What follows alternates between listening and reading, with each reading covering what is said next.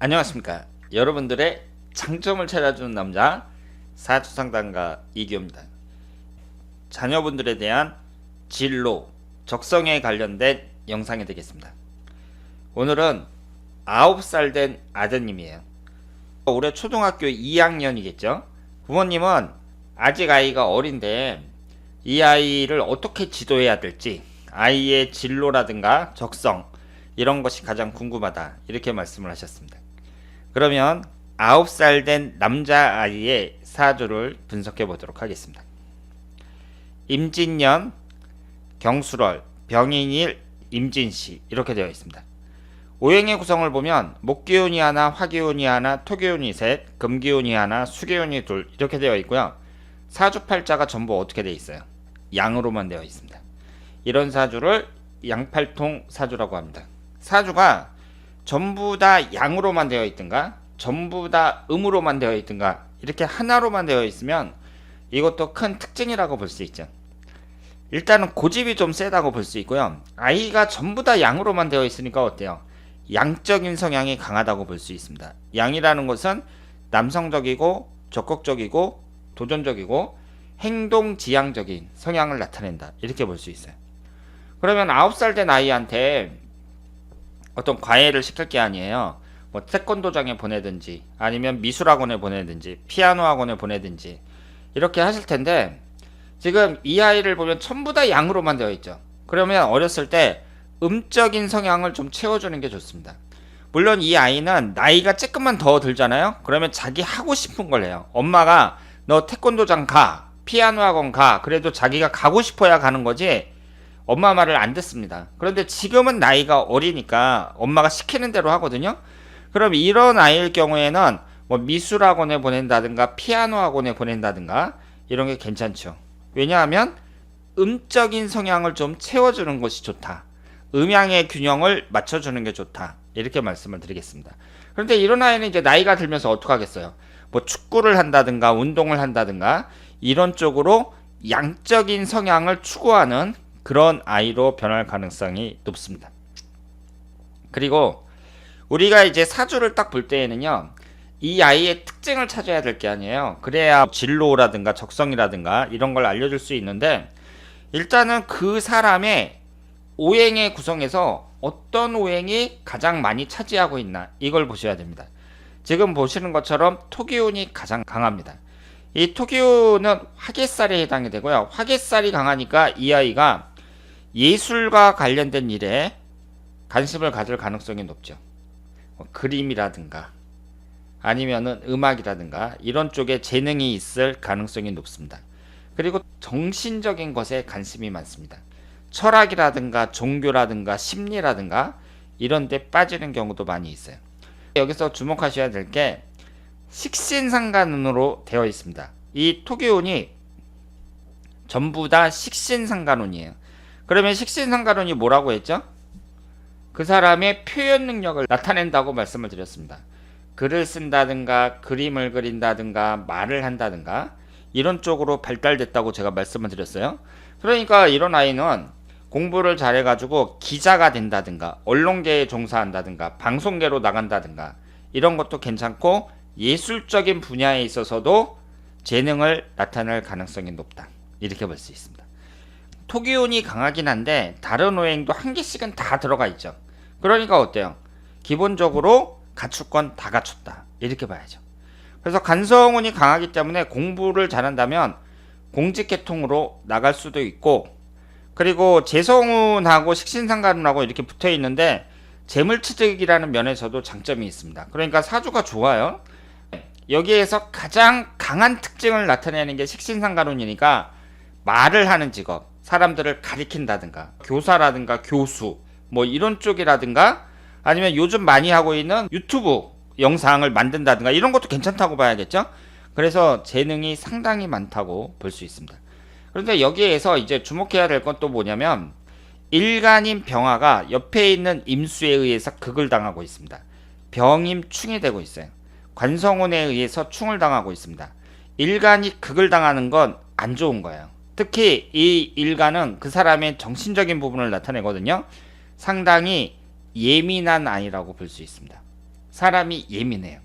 똑같은 일을 당하더라도 스트레스를 많이 받습니다. 이런 아이일수록 야단을 치지 말고 어머니가 최대한 아이에게 좋은 말을 하면서 이렇게 지도를 해야지, 너는 왜 맨날 그 모양이냐 뭐 이런다든가 아니면 아이를 때린다든가 이런 것은 바람직하지 않습니다. 이렇게 이제 일간이 충하는 사람들은요, 스트레스 받을 일을 아예 처음부터 안 만드는 게 좋아요. 그리고 사람이 아주 민감하다는 거, 이 점을 염두에 두고 교육을 시키는 것이 좋습니다. 이 식신상간혼이 특히 말하는 쪽으로 많이 발달됐다고 말씀을 드렸잖아요. 그러니까 제가 어렸을 때에는 웅변학원 같은 데 많이 다녔는데, 지금은 웅변학원은 잘 안 보이는 것 같고, 하여튼 말하는 쪽으로 뭐 논리적인 거라든가 논리적으로 얘기를 한다든가 아니면 글쓰기를 한다든가, 왜냐하면 글을 잘 쓰면 논리적으로 또 말을 잘할 수 있거든요. 그래서 그런 쪽으로 좀 지도를 하는 것도 괜찮다, 이렇게 볼 수 있습니다. 이 아이는 목기운하고 화기운이 용신운이라고 봐야 되거든요. 그러면 목기운은 동쪽을 나타내고 화기운은 남쪽을 나타냅니다. 방향으로 봤을 때 동남쪽이 좋아요. 동남쪽이 좋으니까 당연히 북서쪽은 안 좋겠죠. 서울에 거주한다 그랬을 때 강동이나 강남 지역이 좋고 강북이나 강서 지역은 안 좋습니다. 그리고 토기운이 이렇게 강한데, 토기운이라는 것이 소화기관인 위를 나타냅니다. 위를 조심하셔야 되고요. 이 아이가 나중에 커가지고 어디 유학을 간다든가 이런 식으로 자기 혼자 생활할 수도 있잖아요. 그럼 옆에서 부모님이 밥 차려주는 게 아니라 자기 혼자 생활을 할 때 몸이 망가지는 경우도 있습니다. 이렇게 위를 조심하고, 밥을 먹을 때에도 너무 과식을 한다든가 그 밥을 걸러 먹는다든가 이런 것은 좀 주의할 필요가 있다, 이렇게 말씀을 드리겠습니다. 흘러가는 대운이 12살서부터 21살까지가 임자대운인데, 이때에도 병임충이 됩니다. 어린이 청소년 시절, 이때에 어떻게 되는 거예요? 사주원국에서도 병임충인데 대운에서도 병임충이 되니까 정신적으로 스트레스를 받을 가능성이 높거든요. 그래서 여기에 대해서 또 생각을 많이 하셔야 돼요. 이렇게 스트레스를 받고 아이가 그럴 경우에는 그 공부하는데 좀 어려움을 겪는 경우도 많이 있고요. 그리고 아이가 심하게 부모에게 앙탈을 부린다거나 아니면은 그 청소년기를, 사춘기를 좀 심하게 겪는 경우가 많이 있습니다.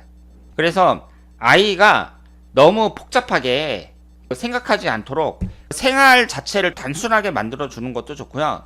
그리고 아이하고 부모하고 대화를 많이 해갖고 서로를 이해하게끔, 아이 입장에서도 부모를 이해하고 엄마 마음을 이해하고 엄마도 아이를 이해하고 이렇게 친구처럼 지내면서 서로 고민도 많이 들어주고, 이런 관계가 중요합니다. 그래서 이 청소년기를 얼마나 잘 보내느냐, 이것이 중요하다고 볼 수 있죠. 천간지지가 전부 관성운만 들어온다는 점에서 이 청소년기가 매우 중요하다고 볼 수 있습니다.